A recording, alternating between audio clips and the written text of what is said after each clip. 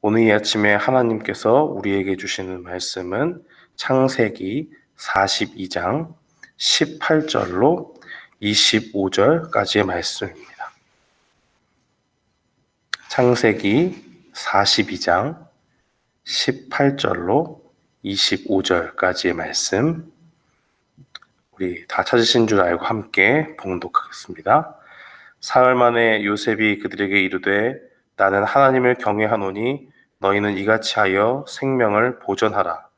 너희가 확실한 자들이면 너희 형제 중 한 사람만 그 옥에 갇히게 하고 너희는 곡식을 가지고 가서 너희 집안의 굶주림을 구하고 너희 막내 아우를 내게로 데리고 오라.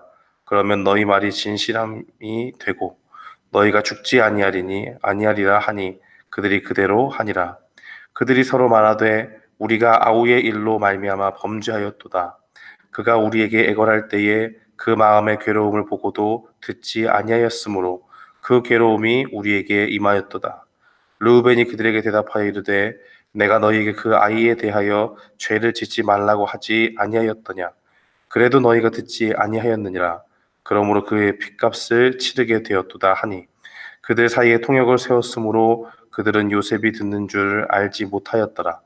요셉이 그들을 떠나가서 울고 다시 돌아와서 그들과 말하다가 그들 중에서 시몬을 끌어내어 그들의 눈앞에서 결박하고 명하여 곡물을 그 그릇에 채우게 하고 각 사람의 돈을 그의 자루에 도로 넣게 하고 또 길 양식을 그들에게 주게 하니 그대로 행하였더라. 아멘. 오늘은 창세기, 날마다 성경 창세기 42장을 살펴보는 날입니다. 이 창세기 42장은 이제 애굽의 총리가 된 요셉과 그 형제들이 만나는 내용이 담겨져 있습니다. 이 요셉의 아버지고 또 다른 형제의 아버지 야곱은 가나안 땅에 기근이 들게 되자 이제 그 아들들에게 가만히 있지 말고 애굽에 가서 식량을 좀 사오라고 그렇게 이야기합니다. 막내 아들 베냐민을 제외하고 다른 모든 아들들이 이제 애굽으로 올라가지요. 그리고 그곳에서 총리가 된 요셉을 바라보지만은 전혀 총리가 되었을 거라고 상상하지 못했기 때문에 요셉을 알아보지 못하고 그 앞에 절하게 되는 그 모습을 보게 됩니다. 요셉은 그 당시에 자기 형들을 알아봤죠. 그리고 창세기 37장에 꾸었던 꿈을 기억했습니다. 바로 형제들에게 어렸을 땐 자랑하듯이 얘기했죠.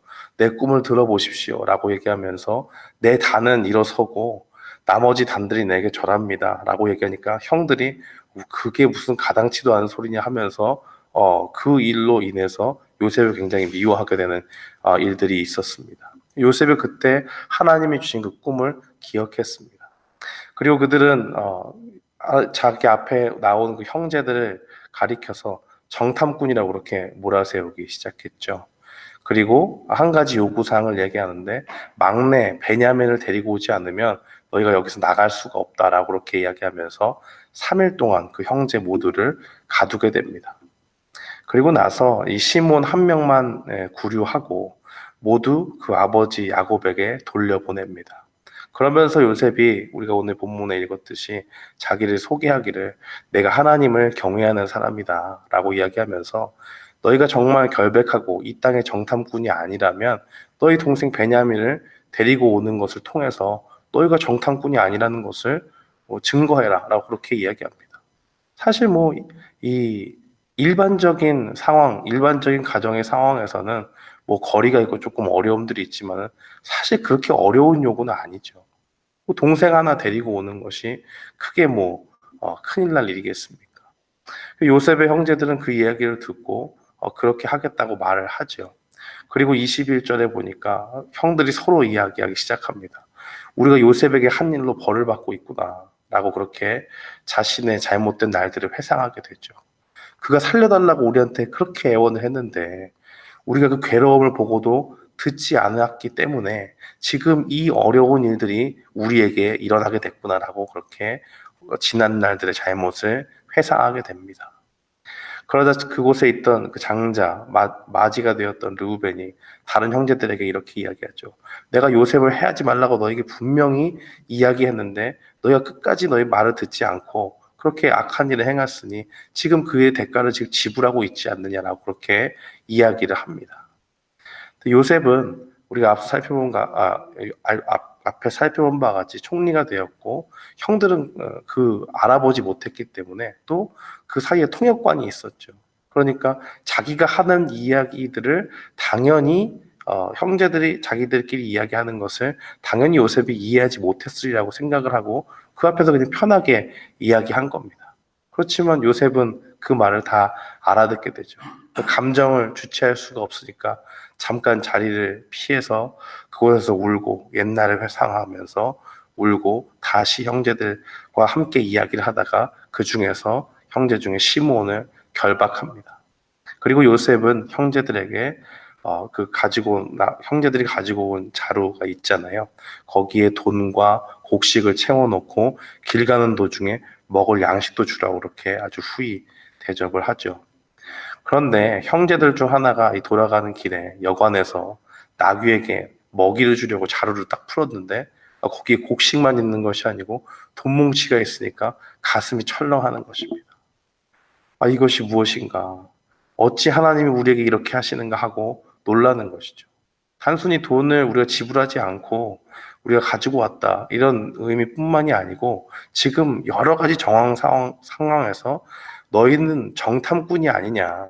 그들이 정말 형제들이 순수한 의도로 곡식을 사러 왔다라고 여겨지는 상황이 아니고 이 형제 사이인 줄을 모르고 애굽의 총리가 그렇게 자신들을 의심하고 있는 상황에서 자신들의 그 자루에 곡식뿐만이 아니고 돈뭉치가 있으니까 얼마나 가슴이 철렁하겠습니까? 그리고 혹시라도 뭔가 잘못될까봐 두려웠던 것이죠.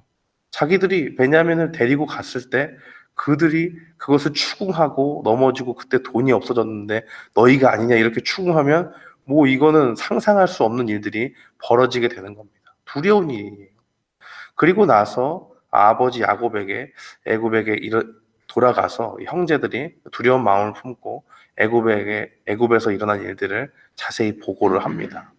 36절에 보니까 그 자루에 돈뭉치가 있는 것을 보고 형제들뿐만이 아니고 야곱도 그 얘기를 듣고 두려웠다고 그렇게 이야기를 합니다. 그러니까 뭔가 봐도 상황이 그렇게 순탄하게 흘러가는 것 같지 않다는 것이죠. 이 모든 상황들을 듣고 난 야곱은 이렇게 이야기하죠. 너희가 이제 요셉도 데려가더니 이제는 시므온뿐만 아니고 내 아들 베냐민도 잃게 하려고 하는구나라고 하면서 자식들에게 그렇게 한탄하고 원망을 합니다. 그러니까 장자였던 르우벤이 그렇게 이야기하죠.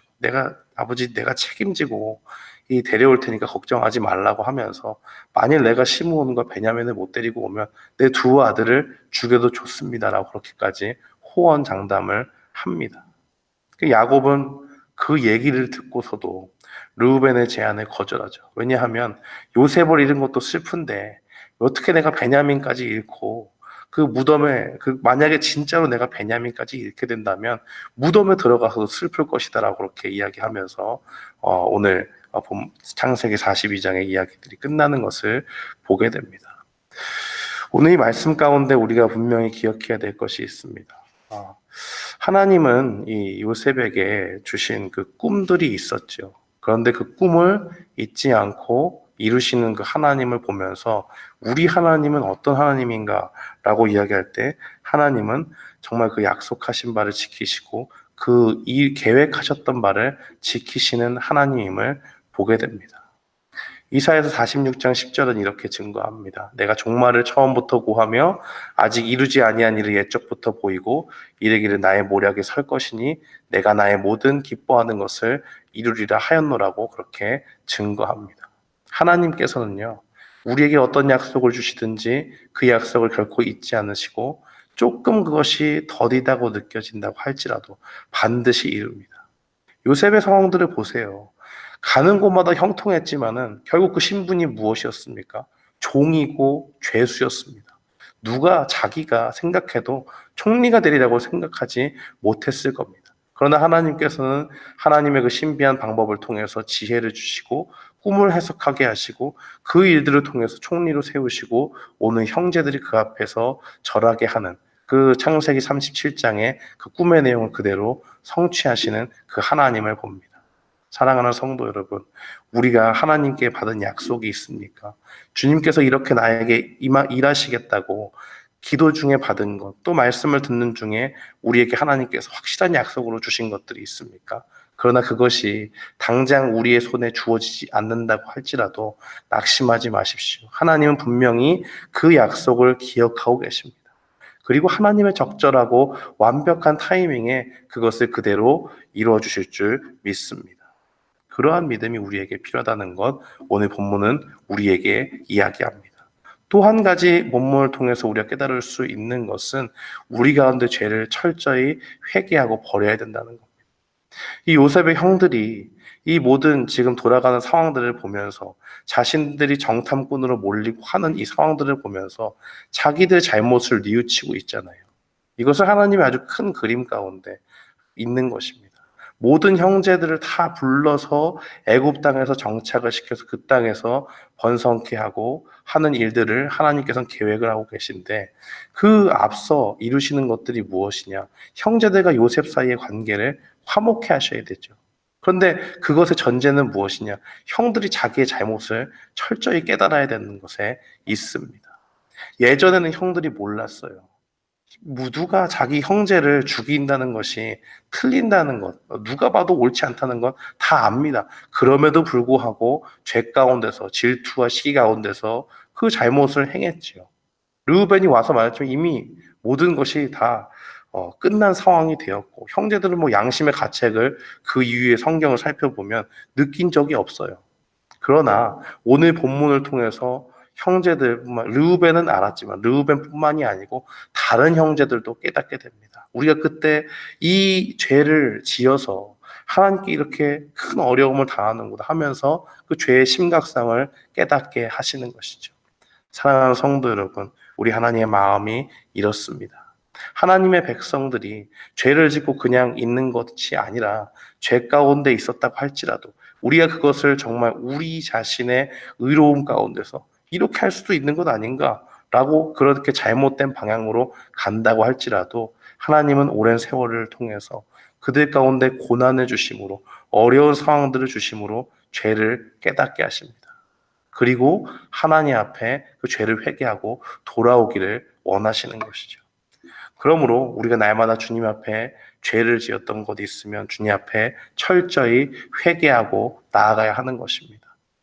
우리가 이 형제들처럼 예전에는 우리 의로움 때문에 분명히 잘못된 것을 알지만 그럼에도 불구하고 난 이렇게 할 수밖에 없다라고 정당화시킬 수가 있습니다. 그러나 그 가운데서 하나님은 우리 가운데 죄를 깨닫게 원하시고 그 자신의 정당함보다도 하나님이 원하시는 일들이 무엇인가 살펴보기 원하시고 우리가 주님 앞에서 그것이 정말 죄됨을 확실히 깨닫고 우리가 뉘우치기를 원하십니다.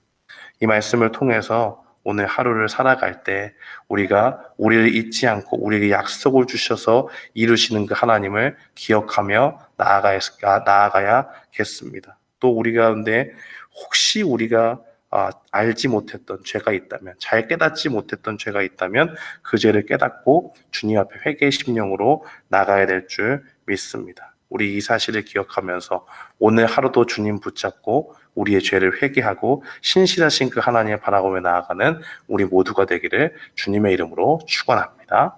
아멘.